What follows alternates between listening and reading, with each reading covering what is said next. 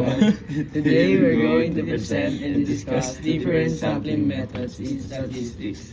Sampling method is the process of selecting a group of individuals from a population to represent the whole group, instead of studying the entire population, which should consume a lot of time. Researchers select samples to save time. Let us define the difference between sample and population. Population. Population is the entire group of individuals, while sample is the group that are selected from the population. Sample, group that are selected from the population.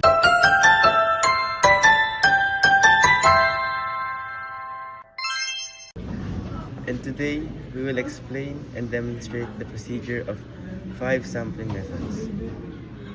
First is simple random sampling, the method where every member of the population has an equal chance of being selected.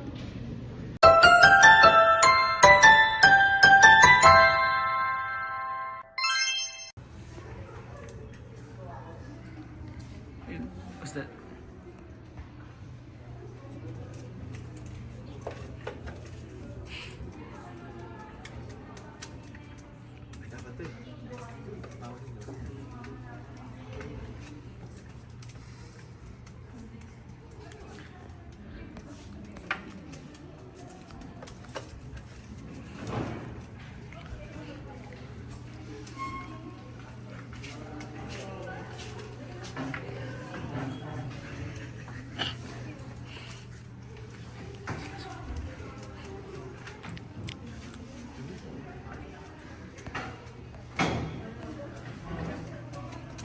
We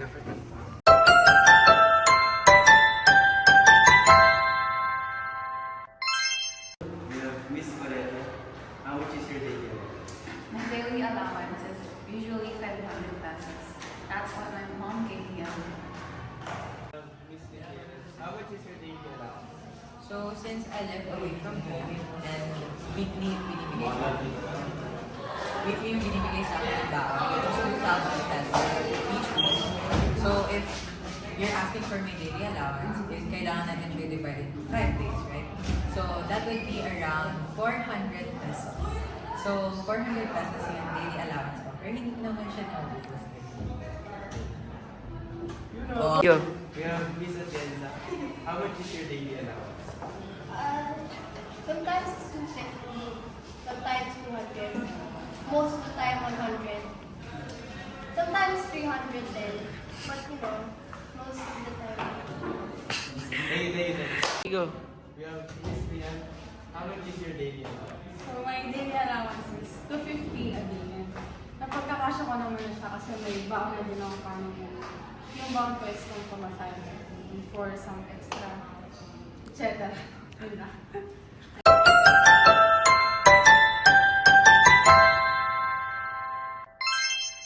Second is stratified sampling, a sampling that divides the population into subgroups called strata based on characteristics, age, section, and number.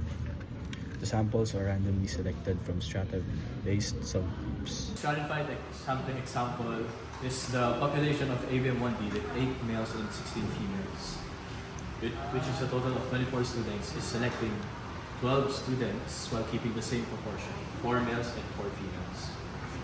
Go. The sample is divided evenly among the population into groups called strata. This sampling method ensures that students are properly represented in given example.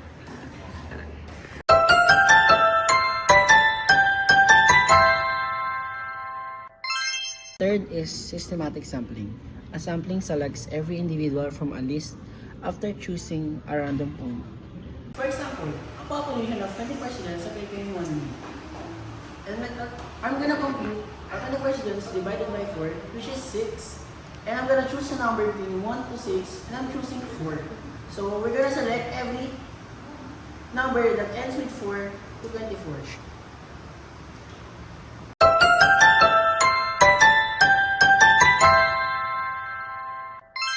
Lastly, we have Miss Igualada. May I ask you what is your most and least favorite subject sa evolution? My most favorite subject is Rel Ed, and my least favorite subject is Aptitude. Ang bait na naman. Toben? Opo. Well, for you, Miss Guevara, may I ask you, what is the most and least favorite subjects of ABM1? My favorite subject is stats and prog, and my least favorite subject is pop. And here we have Miss Fritzy. Miss Fritzy, may I ask you, what is your most and least favorite subjects of ABM1? My most favorite subject is stats and prog, and my least favorite subject is pop. Thank you. Every member of a population is selected after a random sampling. It is mostly used because it's simple and made especially for large populations.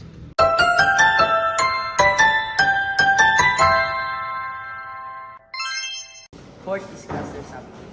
It divides the population into clusters based on their sections or locations. An entire cluster is randomly selected. As you can see, we use probability sampling method in which you divide a population into clusters, such as a students, and then randomly select some of these clusters as your sample.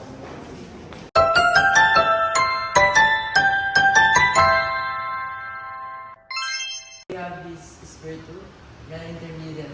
Rate po, gonna hear stats, 1 to 10. 4. 4, why? Kasi napapadali naman ni Sir yung mga lesson. Hey, bars. Next. So, we have Miss Igualada here. So, tatanungin lang po ita. Rate niyo po gano'ng kahirap ang stats? From 1 to 10. Maybe 7. 7? Maybe. Okay. The last one, we have Miss Guevara. So, Miss Guevara, rate how hard is stats from 1 to 10? 3, why? Kasi, yun nga, like, Espiritu said na pinapadali naman ni Sir yung stats. Yes, the same. You can see, we use probability sampling method in which you divide a population into clusters, such as students, and then randomly select some of these clusters as your sample.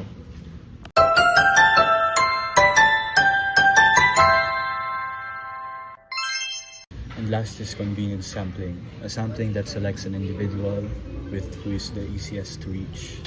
This method is quick and straightforward.